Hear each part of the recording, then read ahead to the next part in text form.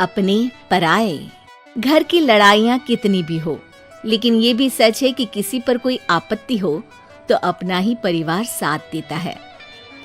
भैया, मेरे पीछे पुलिस लगी है, प्लीज मुझे बचा लो। रवि और राज दो भाई, लेकिन दोनों में कभी नहीं पटी। अरे क्या हुआ छोटे, क्या कर दिया तूने? अरे कुछ नहीं भैया, मेरा दोस्त है ना राजू, वो मुझे लेकर बैंक गया था। मुझे नहीं पता भैया कि वो वहाँ बैंक लूटने जा रहा है। मैं उसके साथ बैंक में घुसते ही सीसीटीवी कैमरे में दिख गया हूँ। अब पुलिस मुझे ढूंढ रही है भैया, मुझे बचा लो। राज कुछ सोचता है, फिर कहता है, ओके, तुम यहीं रुको, मेरा एक दोस्त पुलिस में है, मैं बात करता हूँ। तभी वहाँ रवि की बीवी राज की बीवी के साथ आ जाती है। तुम लोगों के घर जब तक पुलिस का आना जाना है, बच्चों को यहीं छोड़ दो, उन पर असर ठीक नहीं पड़ेगा। तभी वहाँ पुलिस आ जाती है। चलो चलो, कौन है रवि, थाने चलो। मैंने कुछ नहीं किया, मुझे कुछ नहीं पता। अरे वो तो पुलिस स्टेशन चलकर ही पता चलेगा कि कुछ पता है कि नहीं, चलो। कहानी का फ्लैशबैक। भैया, मुझे मेरे मकान में हक चाहिए ही चाहिए। अरे लेकिन छोटे, अभी मेरे बच्चों पर काफी खर्चा है, तेरी भाभी की भी तबीयत ठीक नहीं रहती, बजट बिल्कुल नहीं है कि मैं अलग होकर रहूं। देख लो भैया, 1 महीना है तुम्हारे पास, जल्दी से घर खाली कर दो। अरे कैसी बात कर रहे हैं भैया, मेरे शरीर में अभी इतनी हिम्मत भी नहीं कि घर को खाली करे। तो क्यों अपना पोषण बेचा भाभी?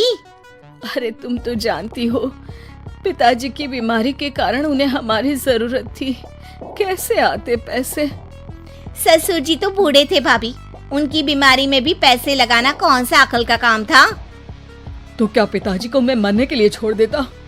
अरे रवि, तू तो समझ, पापा को हमारी जरूरत थी, उन्होंने हमारे लिए हर वो काम किया जिससे हमें खुशी मिले। बैक टू रवि, जो जेल में बैठा है। ये मैंने क्या कर दिया था? मैं ना पिता का हुआ ना ही भैया का, मेरे साथ जो हो रहा है ठीक ही हो रहा है। तभी वहाँ पुलिस वाला आता है। रवि, तुमसे कोई मिलने आया है। भाभी, आप यहाँ क्यों आई? पुलिस स्टेशन है ये भाभी। भैया, आपकी जगह मेरा भाई होता तो क्या मैं नहीं आती? अच्छा, ये खाना ले लीजिए, खा लीजिएगा। आपके भैया लगे हैं वकीलों और पुलिस वालों से बात करने में, डरने की कोई बात नहीं, जब आपने गुनाह किया ही नहीं तो सजा भी नहीं मिलेगी। रवि भाभी को देखकर रोने लगता है।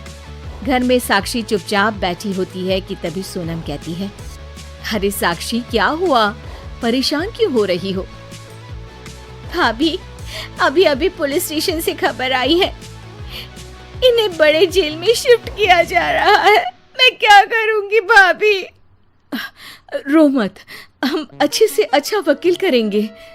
लेकिन उसमें तो बड़े पैसे लगेंगे दीदी, हम इतना पैसा कहाँ से लाएंगे? अरे क्यों, ये मकान है ना, और मेरे कुछ गहने भी हैं। साक्षी की आंखों में पानी आ जाता है। पर दीदी, ये तो आप और भैया की मेहनत की कमाई है।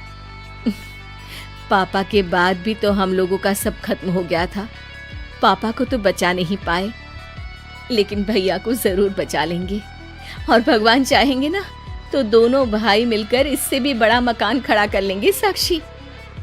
थोड़ी देर में राज वहां आता है।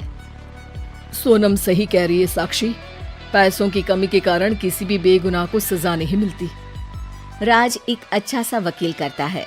सोनम और साक्षी बचाए पैसे और अपने गहनों को बेचकर रवि का केस लड़ते हैं और जल्द ही रवि जेल से बाहर आ जाता है।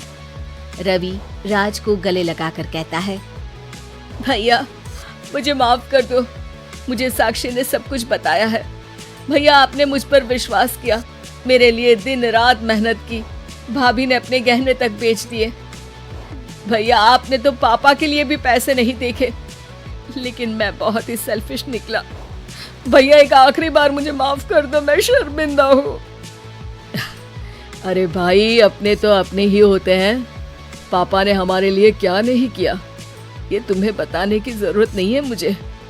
और फिर तू तो मेरा भाई है, पैसे से बढ़कर रिश्ते होते हैं भाई।